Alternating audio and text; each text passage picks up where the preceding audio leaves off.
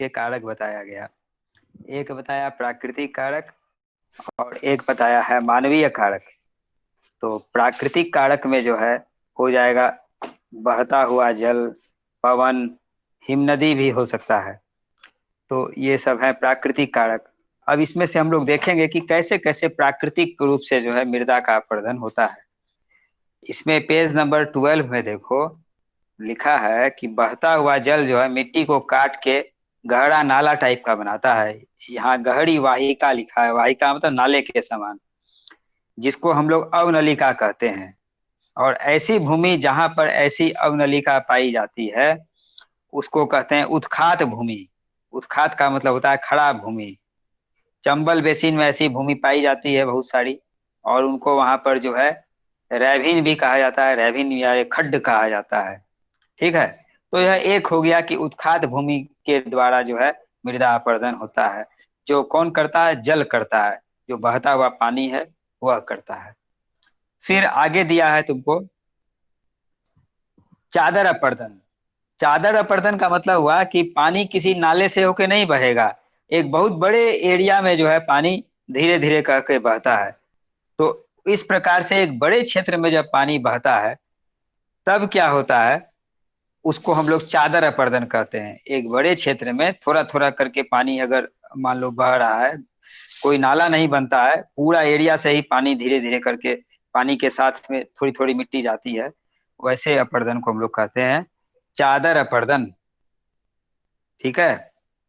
तो ये हो गया चादर अपरदन। एक हो गया तुमको उत्खात भूमि या अवनलिका। ये सब था तुम्हारा जल के द्वारा होने वाला अपरदन। अब देखो पवन के द्वारा। तो हवा क्या करती है? हवा मिट्टी को एक स्थान से दूसरे स्थान पे ले जाती है ना। तो यह पवन के द्वारा तो सिंपली है कि जब पवन तेज गति से बहेगा और मिट्टी, विशेष करके यदि मिट्टी एक्सपोज हो, यदि मिट्टी में कोई ग्रास या वनस्पति नहीं हो, सूखी मिट्टी हो, तो निश्चित रूप से वह मिट्टी जो है ज्यादा अपरदन होगा उसका, पवन के द्वारा। तो पवन के द्वारा भी अपरदन हो गया। तो ये सारा था तुमको प्राकृतिक कारण। अब चले आओ मृदा अपरदन के मानवीय कारण। मानवीय कारण में मनुष्य द्वारा जो है मिट्टी का अपरदन कैसे होता है ये देखना है। इसमें तुम लोग लिख लो चाहो तो, ब्लैक बोर्ड तो आज बार बार डिस्टर्ब हो रहा था इसने छोड़ दिया है। पहला दिया है वन उन्मूलन। वन उन्मूलन का मतलब है जंगलों की कटाई। तो जब मनुष्य जंगल की कटाई करता है तब मिट्टी का अपरदन होता है दो प्रकार से। एक तो क्या होता है कि जंगल की जड़ें जो है वो रूट पकड़ के रखता है सॉइल को। तो जंगल नहीं होगा तो वह क्या होगा, सॉइल आराम से जो है बिना पकड़े हुए सॉइल ढीला रहेगा तो आराम से अपरदन होगा। दूसरा बात, जब जंगल रहते हैं तो वह पानी के बहाव या स्पीड को भी कम करते हैं। जब जंगल नहीं होंगे तो पानी का स्पीड भी बढ़ जाएगा। तो इस प्रकार से जो है वन उन्मूलन जब भी होता है तो मृदा का अपरदन होता है। दूसरा कारण है मनुष्य का अति पशुचारण।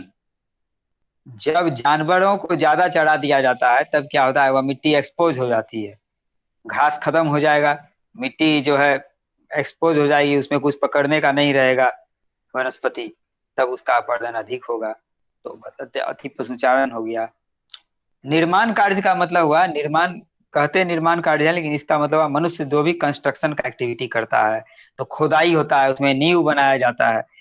तो निर्माण कार्य में भी जो है मिट्टी को बहुत सारा नष्ट किया जाता है और वह एक्सपोज हो जाती है मिट्टी, फिर उसका अपरदन होता है।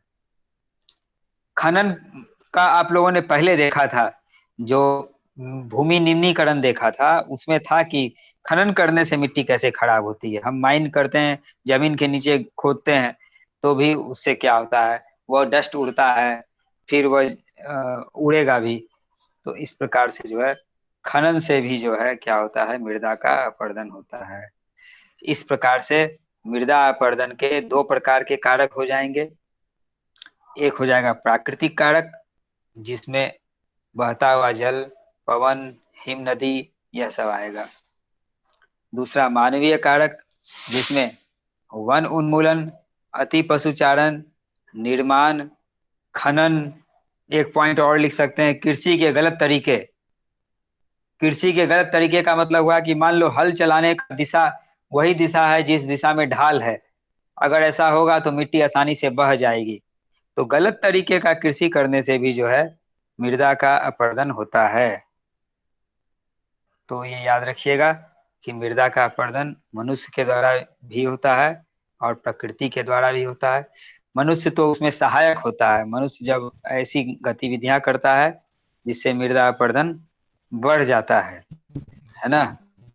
तो ये हो गया मृदा अपरदन के दो कारक। अब अंतिम टॉपिक है तुम्हारा, मृदा अपरदन को रोकने के उपाय। मृदा अपरदन को रोकने के उपाय, ये तुम्हारा लास्ट पैराग्राफ जो है वह दिया हुआ है इसमें। तो लास्ट पैराग्राफ है। इस लास्ट पैराग्राफ के जो पॉइंट्स हैं वो भाई देखो, साइलेंट करके रखोगे तभी हो पाएगा, ऐसे तो दिक्कत होगा, है ना।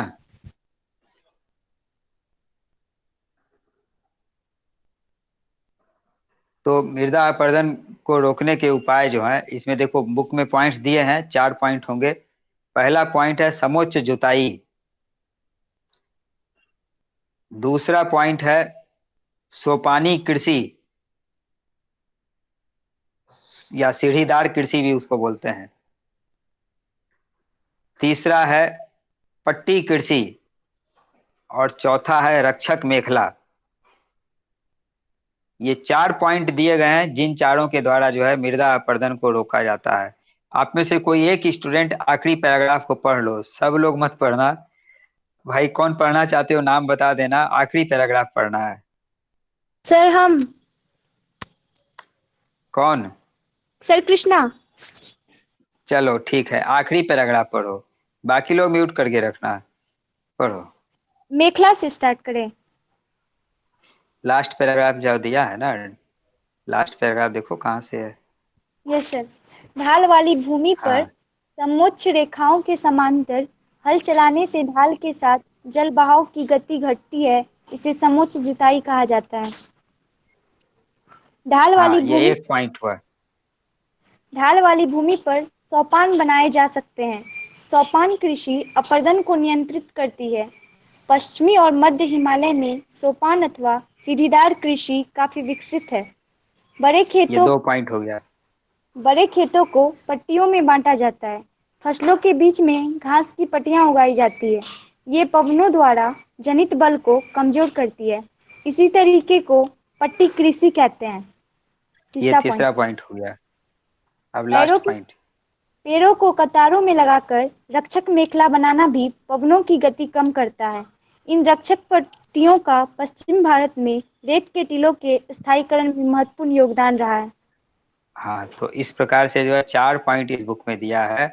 एक बार हम चारों पॉइंट को एक्सप्लेन कर देते हैं दोबारा से। पहला पॉइंट है समुच्च जुताई। इसमें क्या होता है, पहाड़ों पर जो हल चलाया जाता है वह जो है हाइट के अनुसार, हाइट के पैरेलल में हल चलाया जाता है। तो इससे क्या होता है, अगर कभी मिट्टी बहेगी भी तो वह जो हल चलाया हुआ है वह तो उसको रोकेगा, क्योंकि वह उसका परपेंडिकुलर है एक तरह से। तो समुच्च जुताई करने से समान हाइट के एलोंग एलोंग में हल चलाया जाता है। तो वह क्या हो गया, हॉरिजेंटल एक तरह से आप समझ सकते हैं, पूरा हॉरिजेंटल और पैरेलल करके हल चलाया जाता है पहाड़ पर। तो इस समोच्च जुताई से क्या होता है, मिट्टी जो ढाल पर यदि बहेगी भी तो समोच्च जुताई रहने से फिर उसका बहना जो है रुक जाता है। दूसरा पॉइंट है सीढ़ीदार कृषि। यह भी कुछ वैसे ही बात है। पहाड़ों पर जो है पहाड़ी ढाल तो तेज होता है, ढाल में तो मिट्टी अधिक बहेगी, और उस ढाल को काट काट के सीढ़ी सीढ़ी जैसा बना दिया जाता है, तब मिट्टी उतनी नहीं बह पाती है। तो यह सीढ़ीदार कृषि, सीढ़ीदार कृषि से भी क्या होता है, मिट्टी का बहना ऊपर से नीचे की ओर बहना रुक जाता है। तीसरा क्या है, घास की पट्टी लगाना, मतलब पट्टी कृषि। तो पट्टी कृषि से क्या होता है, वो फसल के बीच जिसमें घास रहेगी तो वह घास भी मिट्टी को पकड़ के रखती है। तो इससे मिट्टी का बहाव जो है कम हो जाता है। और दिया है कि पवन द्वारा जो बल होता है उस बल को भी वह घास की पट्टी कमजोर कर देती है। क्योंकि अगर वह खुला मिट्टी होगा तो वह उड़ेगा भी और बहेगा भी, लेकिन घास लगा देंगे तो क्या होगा, उसका मिट्टी का उड़ना और बहना कम हो जाएगा, वह रोकेगा उसको। आखिरी पॉइंट है शेल्टर बेल्ट। जब पेड़ों को एक कतार में चारों ओर लगा दिया जाता है तो वह भी हवा के स्पीड को रोकता है। इसको कहते हैं रक्षक मेखला या शेल्टर बेल्ट, है ना। दिया है कि इसमें जो है किसी एरिया में कोई खेत है, उसके चारों ओर पेड़ लगा दिए तो हवा का गति को वह कम कर देता है। शेल्टर बेल्ट का एक और बात दिया है कि यह रेगिस्तान में जो है रेत के टीलों को रोकने में मदद करता है। हालांकि इसका अलग से भी पॉइंट हम लिखते तो 5 पॉइंट हो जाता, हम चाहते तो रेतीले टीलों का स्थायीकरण करके एक अलग पॉइंट भी बना सकते थे। क्योंकि रक्षक मेखला तो ऐसे भी पवन अपरदन को रोकता है प्लेन एरिया में भी, लेकिन यह जो रेतीले टीले है ये राजस्थानी एरिया में होता है, तो उसको अस्थिर करना भी एक उपाय हो सकता है। अदरवाइज आप 4 ही पॉइंट लिखिए, कोई बात नहीं है। तो ये हो गया तुमको मृदा अपरदन को रोकने के उपाय। इस प्रकार से जो है यह चैप्टर खत्म हो गया है। इसमें जो बॉक्स में दिया है वह सब भी देख लेंगे, है ना। बॉक्स से भी रहता है कभी कभी प्रश्न। इसका नोट्स देखो बना लेना है अच्छा से पूरा, टॉपिक टॉपिक करके अंदर से एक प्रश्न आते हैं, इसलिए उसी तरह से नोट्स बनाएंगे। अभी किसी का डाउट्स है यदि, तो आप लोग क्वेश्चन पूछ सकते हैं। सर हम्म। सर लास्ट पैराग्राफ में ऊपर जो है ढाल वाली भूमि पर समोच्च रेखा के समांतर हल चलाना, सर इसका मतलब नहीं समझ में आया। समोच्च रेखा का मतलब होता है समुद्र तल से इक्वल हाइट के प्लेसेस को बोलते हैं समोच्च रेखा। ठीक है। मान लो पहाड़ है, तो पहाड़ पर मान लो क्या 100 मीटर का भी हाइट है, और ऊपर जाएंगे तो 200 मीटर, या कम कम उतना मीटर तो बहुत ज्यादा हो गया। सपोज करो कि पहाड़ पर हमने स्टार्ट किया, 300 मीटर के हाइट से कोई पहाड़ पर खेती हो रही है, तो 300 मीटर का जो लाइन होगा, उस 300 मीटर के जितने भी स्थान होंगे उसी के पैरेलल में जो है हल चलाना है। ये नहीं कि ऊंचा नीचा ढाल में चला दिया, ऊंचा नीचा चलाने से अपरदन अधिक होगा। तो ये समुद्र तल के ऊंचाई पर जैसे जैसे ऊंचा जाएंगे उसी के पैरेलल में हल चलाना है, इक्वल हाइट पर। 300 मीटर मैंने एग्जांपल दिया, तो 300 मीटर का जितना ही प्लेस होगा वह सबको ज्वाइन करते हुए हल चलाना है। फिर उससे थोड़ा और ऊपर जाएंगे, मान लो 300 मीटर के बाद और थोड़ा ऊपर गए, 1 मीटर ऊपर गए, 1 मीटर ऊपर गए तो फिर वहां हल चलाया, फिर और 1 मीटर ऊपर गए, तो इक्वल इक्वल हाइट पर चलाना है, वो सब पैरेलल होगा। धरती के सी लेवल के पैरेलल पैरेलल में हल चलाना है, यही है समुचित जुताई। सर उत्खात भूमि क्या है सर? एक खराब भूमि होती है। क्यों खराब भूमि होती है? क्योंकि पानी वहां पे बहुत सारा नाले के रूप में बहता है, और जमीन को जो है वह क्या करता है, उपजाऊ भाग जो है वह अपरदन हो जाता है। पानी बहता है और बहते बहते वह एक नाले जैसा रूप ले लेता है, और उसमें बहुत सारी मिट्टी बह जाती है। तो वैसे एरिया जहाँ बहुत ज्यादा पानी इस प्रकार से बह जाए तो उसको कहते हैं उत्खात भूमि। सर उत्खात भूमि और चादर अपरदन में कोई अंतर नहीं है, डिफरेंस? अंतर है ना।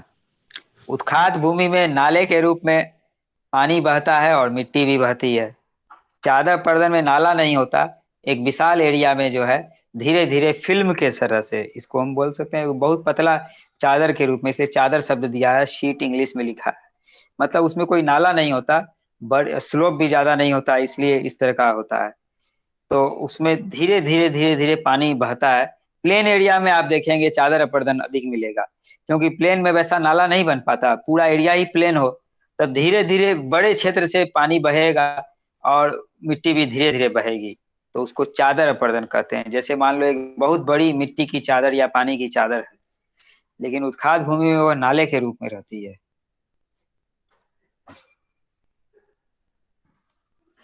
और सर खड़ भूमि के पास जो वहाँ है चंबल बेसिन में, ऐसी भूमि को खड़ भूमि कहते हैं, वो क्या है? वो उसी का नाम है, उत्खात भूमि का ही दूसरा नाम एविंस लिखता है।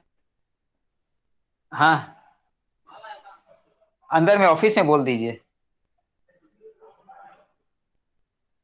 और कोई प्रश्न है?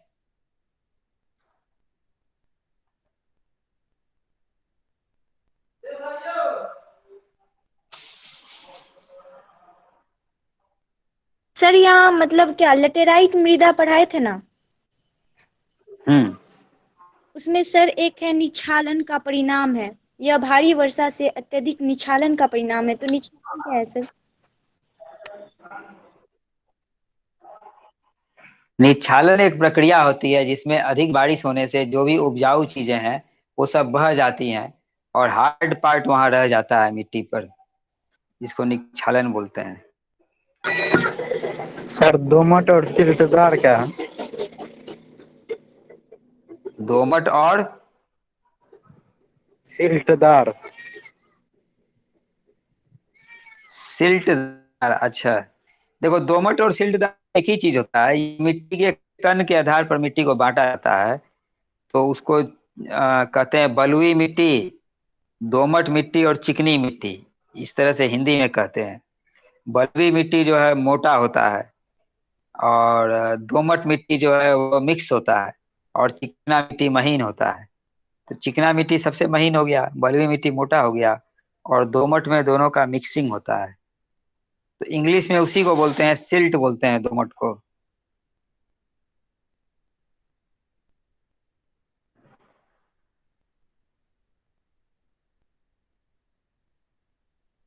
सर जहाँ पे लीचिंग होगा वहाँ का सॉइल बहुत ज्यादा एसिडिक हो जाएगा। हाँ, होगा ना। लीचिंग जब हो जाती है तो लीचिंग होने से ऐसा बात है कि लीचिंग में तो देखो, उपजाऊ पार्ट जो है उसका वह सब चला जाता है, जो भी उपजाऊ ह्यूमस पार्ट है ये सब चले जाता है। फिर एसिडिक वहां पे होने का कुछ कारण होगा, कोई और कारण भी हो सकता है कि एसिडिक हो गया। एक तो क्या होता है, वहाँ शायद ये बैक्टीरियल एक्टिविटी कम होती है। तो बैक्टीरियल एक्टिविटी, बैक्टीरिया सब ज्यादा नहीं होने से जो चीज है वो एसिड के फॉर्म में रहता होगा, ये बात हो सकती है। और यहाँ दिया हुआ है क्या कहते हैं कि अधिकतर गहरी तथा अम्लीय पीएच वैल्यू दिया हुआ है 6, तो मतलब एसिडिक होगा, पोषक तत्वों की एसिडिक तो कमी है हो ही। जाती हम्म। पोषक तत्व तो इसलिए कम हो जाते हैं, लीचिंग एक्शन के कारण से ही जो है मिट्टी के उपजाऊ तत्व बह जाते हैं। इसलिए पोषक तत्व तो कम होते ही हैं इसमें। है।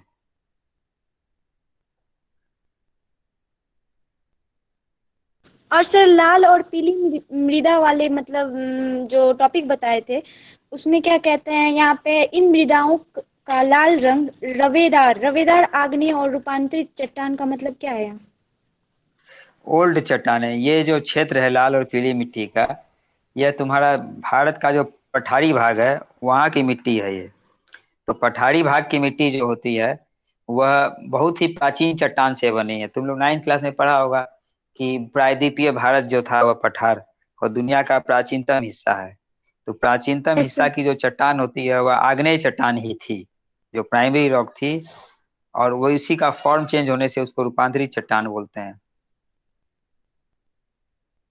और सर पीला रंग होने के लिए कौन सा जलयोजन होता है, मतलब जल का क्या होता है? हाँ, जल का मिक्सिंग होता है उसमें हाइड्रेटेड फॉर्म में। मतलब कहीं पर केवल आयरन रहेगा तो रेड कलर रहेगा, और उसमें वाटर जब ज्यादा मिक्स हो जाएगा, डिफ्यूज हो जाएगा वाटर, तब वो थोड़ा येलोइश हो जाएगा।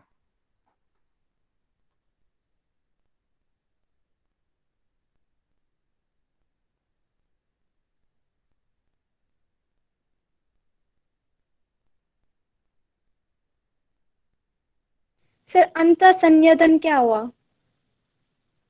इनफिल्ट्रेशन होता है, पानी ऊपर से नीचे जाता है ना। कहीं पर पानी रहेगा तो धीरे धीरे पानी जो है जमीन के नीचे के लेयर में चला जाता है, उसी को बोलते हैं। तो इससे सर मरुस्थल में जो होता होगा, तो यदि वाटर वहाँ पे है तो और वहाँ के मतलब सैंड मतलब मरुस्थलीय मृदा द्वारा यदि उसको मतलब सर इन्फिल्ट्रेट कर लिया गया तो उसके बाद मतलब वो मतलब वहाँ का जो लैंड होगा वो फर्टिलाइज हो सकता है। अगर अंतःस्यंदन को हम चालू रखें तब सही रहेगा। अंतःस्यंदन मतलब होना चाहिए। अंतःस्यंदन सॉइल के लिए अच्छा होता है कि वहां पर जो है थोड़ा सा इनफिल्ट्रेशन भी हो, है ना। लेकिन यहाँ क्या बोल रहा है, क्या कैल्शियम बढ़ जाता है, वह कैल्शियम का हार्ड लेयर हो जाता है। हार्ड लेयर हो जाता है तो वह पानी फिर ऊपर से नीचे जो है ठीक तरह से नहीं जा पाता। हम लोग के जनरली बिहार वाले एरिया में कौन सा मृदा सबसे ज्यादा पाया जाएगा? ये पहला जो है, फर्स्ट फर्स्ट कौन सा था, जलोढ़ मृदा। मैप दिया है ना, मैप देखो तो पता चल जाएगा कौन सा मिट्टी का कहाँ पे है।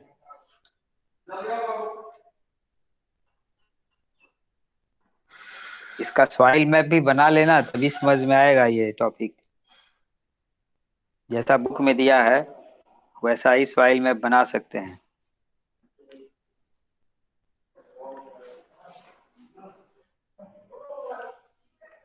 और यदि चाहे तो यदि सेम मैप इंडिया का ये जो सॉइल का मैप दिया है और वैसा ही मैप यदि स्टेट का मैप हो, क्योंकि इस मैप में प्रॉब्लम यही है कि इसमें राज्य नहीं बनाया है, सॉइल बना दिया है। तो हम लोग राज्य का बाउंड्री बना करके तब सॉइल बनाएंगे, तब और क्लियर हो जाता है कि कौन सा राज्य में कौन सा सॉइल है। जैसे तुमने अभी बिहार के बारे में पूछा, पूरा बिहार तुम्हारा जो है जलोढ़ मृदा में है, लेकिन चूंकि यहाँ राज्य नहीं बनाया तो थोड़ा कंफ्यूजन होता है। तो वैसा और कर सर सकते हैं कि यही सॉइल मैप। हाँ। उत्तरी भारत का ज्यादा हिस्सा क्या कहते हैं जलोढ़ मृदा में आएगा। हाँ।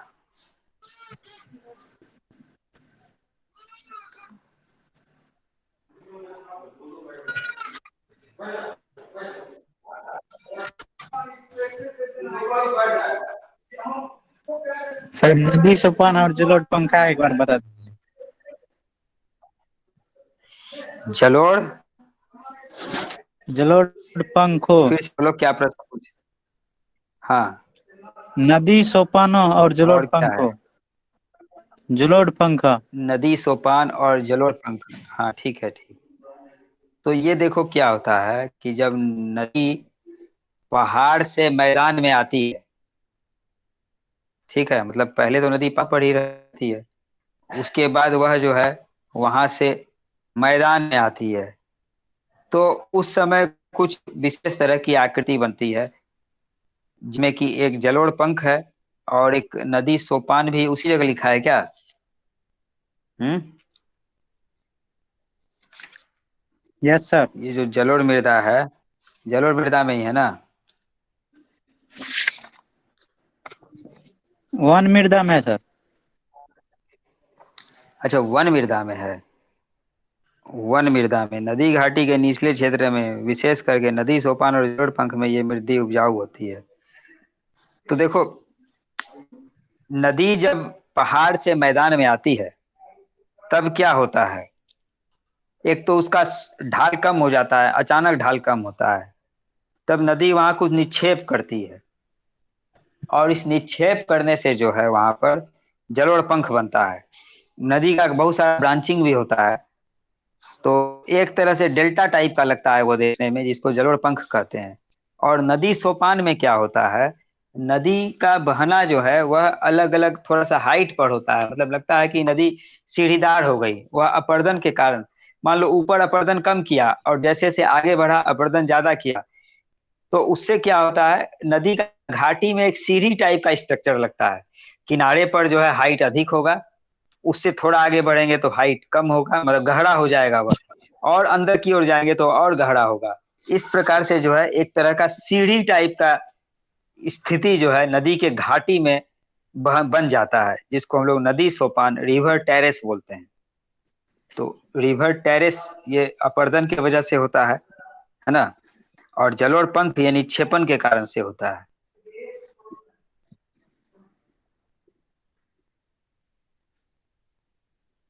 सर क्वेश्चन में जो है प्रौद्योगिक और आर्थिक विकास के कारण संसाधन का अधिक उपभोग कैसे हुआ है, तो प्रौद्योगिक के कारण जैसे खनन उत्खनन में यूज हो गया, और आर्थिक विकास के कितना नंबर कारण क्वेश्चन है? मतलब। Yes sir. 3 का 2। कितना नंबर क्वेश्चन है? सर 3 का 3 का 2। 2। Yes sir. हाँ बोलो। सर इसमें बोलो। प्रौद्योगिकी जो उपभोग हुआ है, तो जैसे उसमें हो सकता है कि खनन उत्खनन के कारण मतलब भूमि का बहुत ज्यादा ये वेस्टेज हुआ है। प्रौद्योगिकी और आर्थिक विकास का अधिक उपभोग कैसे हुआ है? तो प्रौद्योगिकी में तो आएगा ही कि जैसे जैसे मनुष्य टेक्नोलॉजी अधिक ले आया, वैसे वैसे ज्यादा संसाधन यूज किया। मतलब पहले माइनिंग होता था, तो पहले जब माइनिंग होता था तो उसमें ज्यादा टेक्नोलॉजी नहीं था, तो ज्यादा चीज लोग नहीं निकाल पाते थे। अभी टेक्नोलॉजी इतना है कि जमीन में ज्यादा गहराई से जाके भी लोग निकाल लेते हैं। पहले केवल अच्छी क्वालिटी का रॉ मटेरियल यूज करते थे, अभी टेक्नोलॉजी हाई हो गया तो थोड़ा लो क्वालिटी होने से भी उसको यूज कर लेते हैं। तो ये सब बातें हैं कि प्रौद्योगिकी होने से हुआ। उसी तरह से अभी ऐसा ऐसा मशीन सब आ गया जो बहुत ज्यादा हाई प्रोडक्शन करता है, और हाई प्रोडक्शन के लिए उसको जो है रॉ मटेरियल भी ज्यादा यूज करता है। तो जब हम नेचर का संसाधन अधिक यूज करेंगे या ज्यादा मात्रा में उस पर बोझ पड़ेगा, तो यह प्रौद्योगिकी के कारण होता है। और आर्थिक विकास का मतलब है डिमांड का बढ़ना। ज्यादा प्रोडक्शन, डिस्ट्रीब्यूशन, कंजम्पशन, ये सब आर्थिक विकास है। जब लोग पिछड़े हुए रहते हैं तो डिमांड भी ज्यादा नहीं करते। मान लो लोग बहुत पिछड़े हुए हैं तो उतना ज्यादा लोहा का डिमांड नहीं करेंगे, लेकिन लोग जब विकसित होंगे तो लोहा का उनको बहुत सारा सामान चाहिएगा। तो आर्थिक विकास जैसे जैसे होता है वैसे वैसे मांग बढ़ती है चीजों की।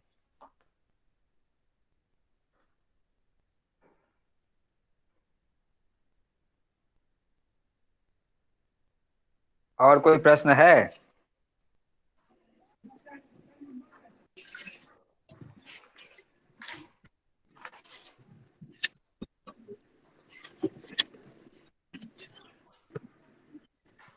सर मृदा परिच्छेदिका बता दीजिए एक बार। Soil profile. सॉइल प्रोफाइल जो होता यस है सर। ये तुम लोगों ने हो सकता है साइंस में पढ़ा होगा कि होराइजन जो है सबसे ऊपर में O A B C D इस तरह से करके मिट्टी का लेयर होता है ना। सबसे ऊपर में ऑर्गेनिक लेयर होता है या ह्यूमस का लेयर होता है। उसके नीचे A profile, B profile, C और अंत में D बेड रॉक होता है। इस करके जो मिट्टी का अलग अलग लेयर है उसी को परिच्छेदिका बोलते हैं। परत में विभाजन कर देना मिट्टी का।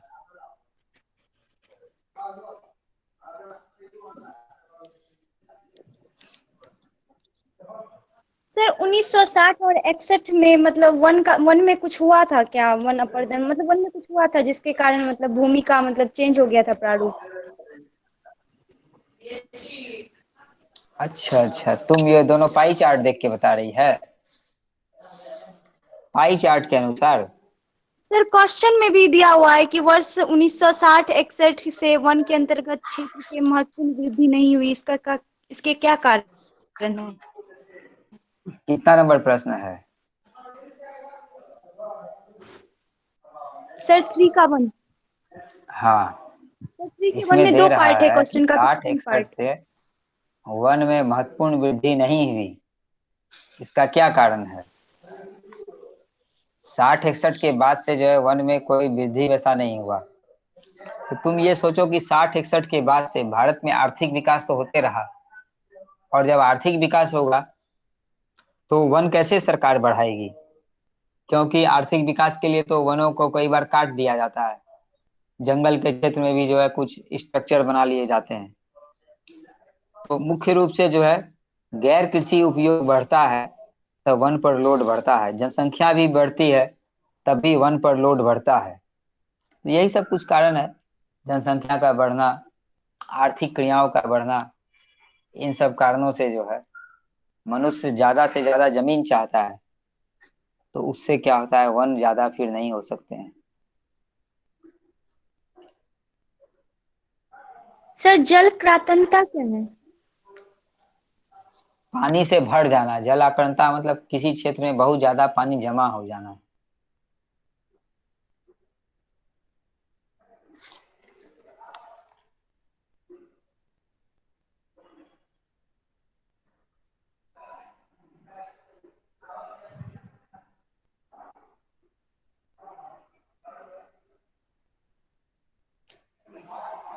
और कोई प्रश्न है?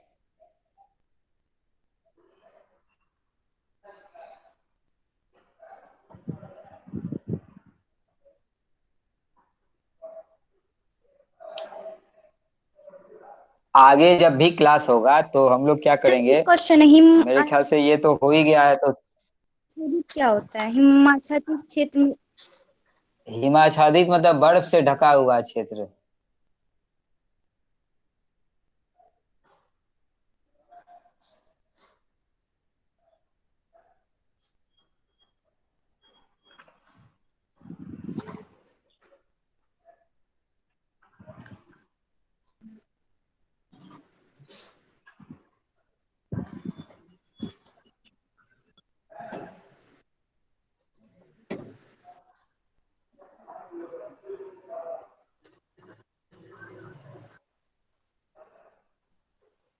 सर हम्म। हम लोग का इकोनॉमिक्स क्लास भी सर इसी टाइम में होता है और ज्योग्राफी दोनों इसी टाइम में होता है, तो कैसे होगा? वो तो ऑब्लिक दिया है कि इकोनॉमिक्स या ज्योग्राफी, ऐसा ऑब्लिक दे दिया है। यहाँ तो इकोनॉमिक्स का टीचर ही नहीं है, तो अब क्या बताया जाए, है ना। अब यह समस्या जो है, या तो प्रिंसिपल सर को कहा जाए कि किसी को इकोनॉमिक्स पढ़ाने के लिए ऑनलाइन करवाएं, वो व्यवस्था, है ना। या आरओ को कहा जाए, तो आरओ किसी टीचर को अटैच करेगा इकोनॉमिक्स के लिए।